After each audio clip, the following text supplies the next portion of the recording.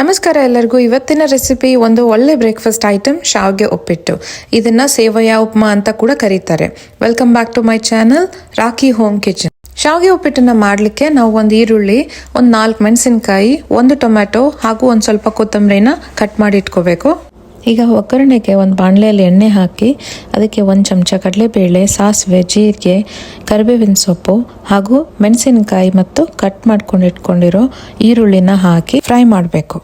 ಇದೇ ಥರ ಹೆಲ್ದಿ ರೆಸಿಪಿಗಳಿಗಾಗಿ ನನ್ನ ಚಾನಲ್ನ ಸಬ್ಸ್ಕ್ರೈಬ್ ಮಾಡೋದನ್ನು ಮರಿಬೇಡಿ. 1-2 ನಿಮಿಷ ಈರುಳ್ಳಿನ ಫ್ರೈ ಆದಮೇಲೆ ಅದಕ್ಕೆ ನಾವು ಅರಿಶಿನ, ಹಿಂಗು ಮತ್ತು ಉಪ್ಪನ್ನು ಸೇರಿಸಬೇಕು. ಇದೆಲ್ಲನ ಸರಿಯಾಗಿ ಮಿಕ್ಸ್ ಮಾಡಿ ಈರುಳ್ಳಿ ಕಂದು ಬಣ್ಣ ಆಗೋವರೆಗೂ ಇನ್ನೂ ಒಂದು ಸ್ವಲ್ಪ ಫ್ರೈ ಮಾಡಬೇಕು. ಆಮೇಲೆ ಇದಕ್ಕೆ ಕಟ್ ಮಾಡ್ಕೊಂಡಿರೋ ಟೊಮೆಟೊನ ಹಾಕಬೇಕು.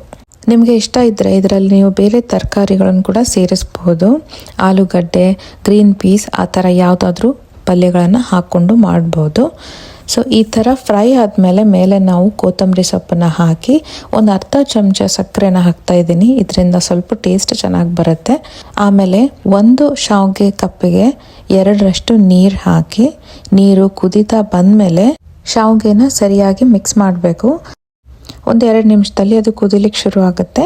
ಆಮೇಲೆ ಅದ್ರ ಮೇಲೆ ಲಿಡ್ ಕ್ಲೋಸ್ ಮಾಡಿ ನಾವು ಒಂದು 5 ಮಿನಿಟ್ಸ್ ಕುಕ್ ಆಗಲಿಕ್ಕೆ ಬಿಡಬೇಕು.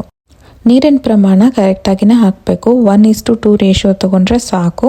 1 ಕಪ್ ಶಾವಿಗೆಗೆ 2 ಕಪ್ ನೀರು. ಹಾಗಾದ್ರೇ ಇದು ಈ ಥರ ಸಾಫ್ಟು ಆಗಿರುತ್ತೆ. ಶಾವಿಗೆಗಳು ಒಂದಕ್ಕೆ ಒಂದು ಹತ್ಕೊಳ್ಳಲ್ಲ. ನೋಡಿ ಎಷ್ಟು ಬೇಗ ರೆಡಿ ಆಯಿತು ನಮ್ಮ ಶಾವಿಗೆ ಉಪ್ಪಿಟ್ಟು.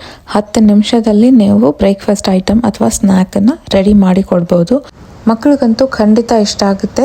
ಸೊ ಟ್ರೈ ಮಾಡಿ. ಈ ರೆಸಿಪಿ ನಿಮಗೆ ಇಷ್ಟ ಆಗಿದ್ರೆ ವಿಡಿಯೋನ ಲೈಕ್ ಮಾಡಿ, ಶೇರ್ ಮಾಡಿ ಹಾಗೂ ಕಾಮೆಂಟ್ ಮಾಡಿ. ಮತ್ತೆ ಸಿಗೋಣ ಇನ್ನೊಂದು ರೆಸಿಪಿ ಜೊತೆ ನೆಕ್ಸ್ಟ್ ವಿಡಿಯೋದಲ್ಲಿ. Thank you for watching.